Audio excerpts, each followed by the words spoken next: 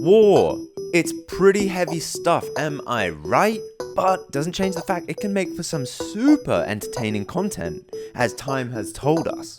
But depicting warfare in manga is no easy task. You see, introducing some of those darker themes that go with war can totally break a story from the start if not handled right. In this video, I'm going to be exploring how war is handled in manga, focusing on one story in particular that really defines what this genre is all about.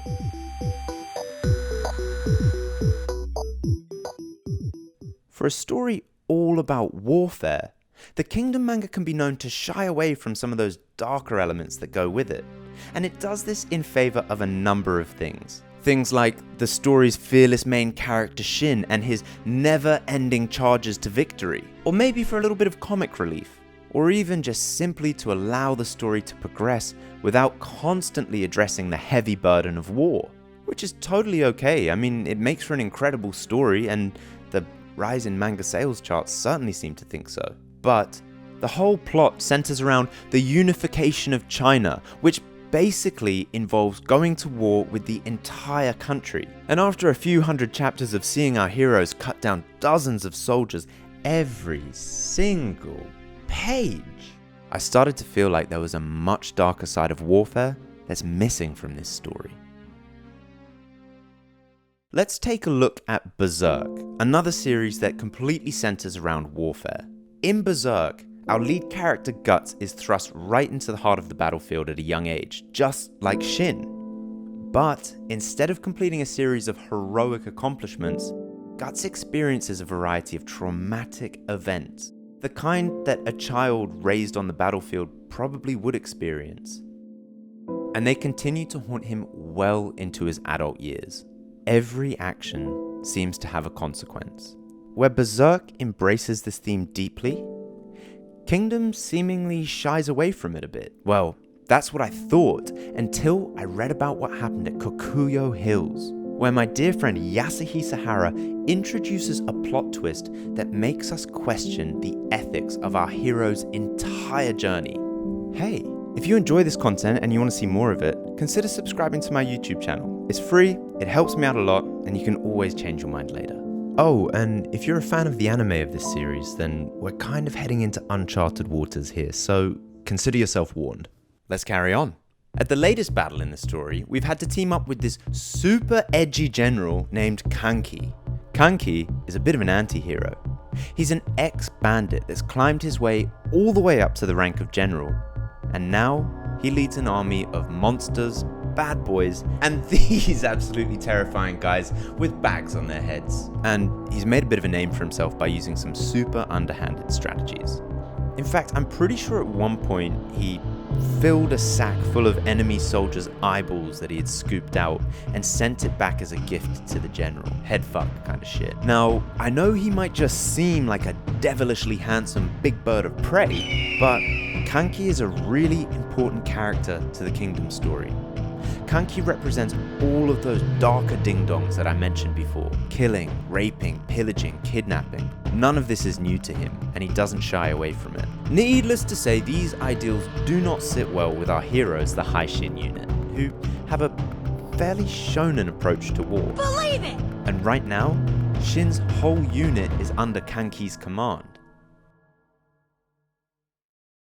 But nonetheless, the goal is for both of them to team up and take control of this big old hill that the enemy have built a big fort on top of. Not gonna be easy, so it continues. Woo! Charge to victory, kill everyone for the greater good! Each army gets on with their own shit, but tensions have been rising between the two groups regardless. And finally, we reach breaking point when Shin and the gang stumble across a mountain of dead women and children. And it becomes apparent that the Kanki army is responsible. So boom, here we go. At this point, the spark has been lit. Honestly, as a reader, you don't know what's about to happen, but the Haishin unit are pissed, so they rush over to Kanki's camp, and shit goes down badly.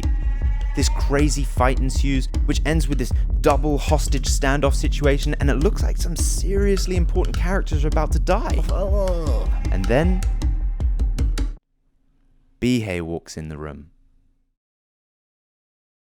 Bihei is one of the unit's oldest members, and he is super beloved by everyone.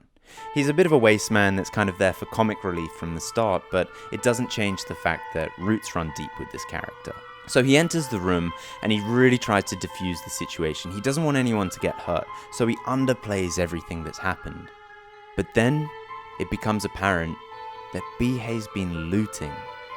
He took a little bracelet from one of the villages they passed through, and this does not sit well with the rest of the gang.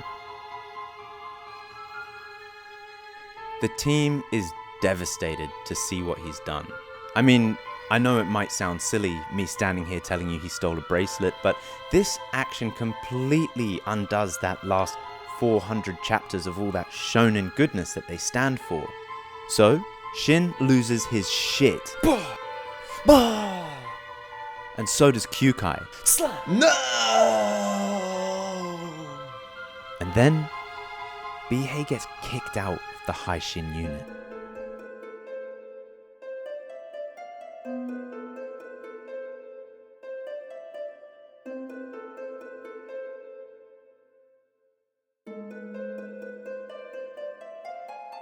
If you've read this far into the manga, then you know how powerful this whole scene was. But if you haven't, I'm going to try and break it down for you a bit. Bihei's been around since day one. 9 years this story's been going for until we reach this point.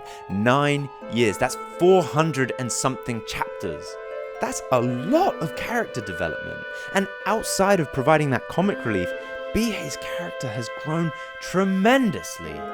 And without going too far into spoiler territory, Bihei's character has endured so much more than most others have. And apparently, all of that now counts for nothing.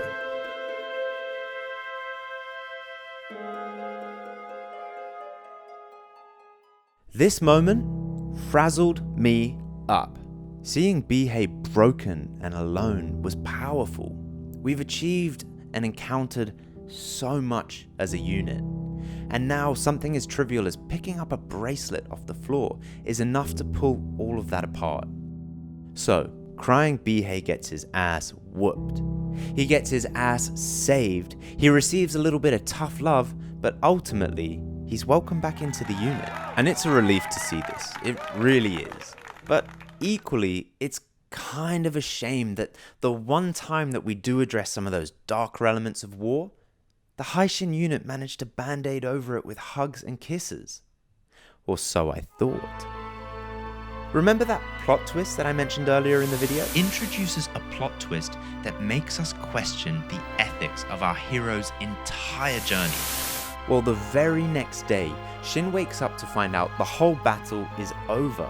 The enemy general has fled back to his hometown. It turns out that all of those innocent villagers that Kanki and his men killed were piled up into this grotesque statue outside the enemy camp, with a note for the enemy general saying that the same soldiers that did this were on their way to slaughter the families of his hometown. And believe it or not, it worked. The enemy general fled and abandoned his post immediately, resulting in an instant victory without a single extra casualty.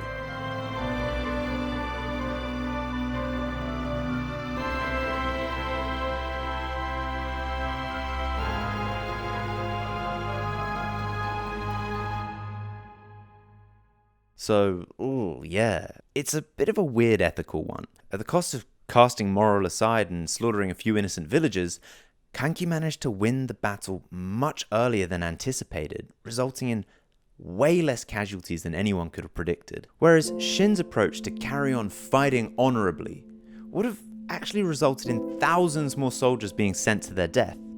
Honorably. Anyway, before this becomes a video about ethics, there is one thing that I really want to focus on, and that is how my dear friend Yasuhisa Hara has once again managed to catch us all off guard. 400 chapters deep into this story, he presents us with a character who we initially perceive as an incredibly sinister force, who then suddenly completely flips the tables and makes us question our own hero's ideals. As a character, Kanki injects this huge dose of reality to the story that completely disrupts the shonen nature of the Haishin unit, making us ask, even if just for a moment, who is the real villain here?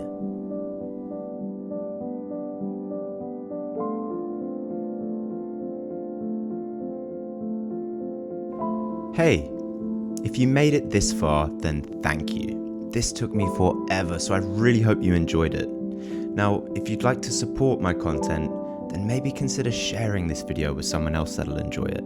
YouTube absolutely loves when people do that. Anyway, I'll see you all next time, my friends.